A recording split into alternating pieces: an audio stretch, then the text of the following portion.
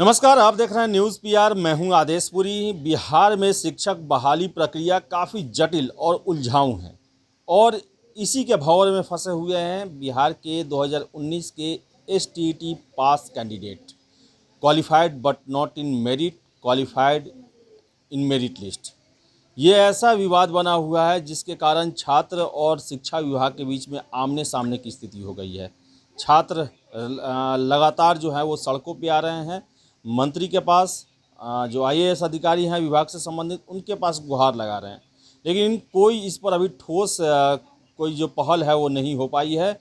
और इसी को लेकर ये जितने भी छात्र हैं, लोजपा के अध्यक्ष चिराग पासवान के पास गए भेंट करने के लिए, अपनी प्रॉब्लम को बताया और चिराग पासवान ने उनको लेकर बयान दिया। चलिए दोनों को सुनते हैं। एसटीईटी का आप लोग जानते हैं कि 2019 से मामला, आज से नहीं अटका हुआ, 2019 अभी चल रहा है 2021। 19 में एक बार फॉर्म बढ़ाया, ऑफलाइन एग्जाम ली गई, रद्द कर दी गई, फिर ऑनलाइन लिया गया, फिर भी एक बार रिजल्ट दिया गया। 12 मार्च को रिजल्ट आया, 12 विषयों को आप लोग देखते हैं कि 12 विषयों को रिजल्ट आया, 24,599 12 सब्जेक्ट का। और उसमें कहा गया कि आप लोग की नौकरी पक्की है। जितने पास क्वालिफाई किए हैं, वीडियो कॉन्फ्रेंस यहाँ तक मंत्री जी, शिक्षा मंत्री जी को के द्वारा कहा गया, उनके साथ साथ आईएएस अधिकारी जो शिक्षा विभाग में बैठे हुए हैं उनके द्वारा भी कहा गया। तो अब मैं कहता हूँ कि हम लोग को नौकरी पक्की 12 मार्च को ये कहें, और फिर 6,000 लोगों का 3 विषय का टोटल 30,696 को नौकरी पक्की की गई। लेकिन 21 जून को क्या किया गया, जो टैलेंटेड बंदा और जेन्युइन बंदा थे उनको नॉट मेरिट और मेरिट के नाम पर डिवाइड किया गया और बांटा गया। और बैक डोर से बहुत सारे बंदों को बेल्ट्रॉन के द्वारा कॉल आता था, जो कमेटी की बैक डोर से लाया गया, और जो हमारे टैलेंटेड बंदा और जेन्युइन बंदा जो बेचारे हैं पढ़ने वाला, उनको बाहर कर दिया गया।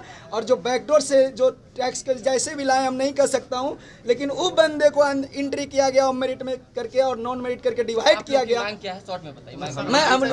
हम लोग की मांग है, हम लोग की मांग ये है सर कि जो भी क्वालिफाई किए स्टेट में, उन्होंने कहीं न कहीं मेहनत करके अपना जो है कि ए पोस्ट सिक्योर किया है और एग्जाम को क्वालिफाई किया है। तो बस सरकार से यह निवेदन है कि जो भी इस पात्रता परीक्षा को पास किया है, पात्रता कम जो नियुक्ति परीक्षा को पास किया है, वो सभी की जो है कि ज्वाइनिंग सुनिश्चित करें। इसी बात को लेकर के हम चिराग पासवान सर जी के पास संघर्ष की लड़ाई चल रही है इन लोगों की।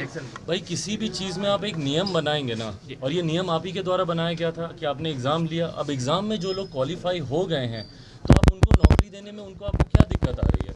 उसमें अब एग्ज़ाम होने के बाद जब आपके पास सीट आपके पास अवेलेबल है, जब आपके पास वैकेंसी है वहाँ पर, उसके बाद उनको वहाँ पर भर्ती करने में आपको क्या दिक्कत आ रही है? और ये अनियमितता, ये जो हर विभाग में इन्होंने बना दी है, एसटीईटी का तो मामला है ही, पर हर जगह भाई आप एक नियम बनाते हैं, उस नियम को आप खुद फॉलो नहीं करते हैं। और उसके बाद जब हमारे बच्चे, जब छात्र जब सड़क पर आते हैं, इनके ऊपर आप लाठियां भी चलाते हैं, इनको आप दिन रात दौड़ाते हैं। भाई ये आज की तारीख में पढ़ा लिखा बिहार का युवा है, जो कि सक्षम है बिहार को आगे लेके जाने के लिए।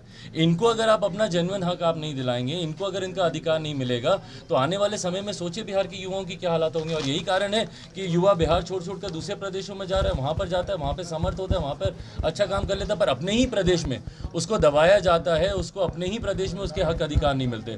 तो मैं भी राज्य सरकार, खासतौर पर मुख्यमंत्री नीतीश कुमार जी से मैं आग्रह करता हूं कि जो वैकेंसीज हैं एसटीईटी के छात्रों को लेकर, जिस आधार पर आपने एग्जाम करवाए थे, जिस आधार पर इनके रिजल्ट आए थे और जिसके आधार पर इनको चुना गया था, चुने जाने के बाद क्या कारण बना कि भैया आपने इनको उसमें से कुछ लोगों को आपने छांटने का काम किया, वो आपने क्या आधार बनाया? मैं चाहता हूं कि जितने लोग इसमें क्वालिफाई हैं उनको जल्द से जल्द उनको नौकरी पर।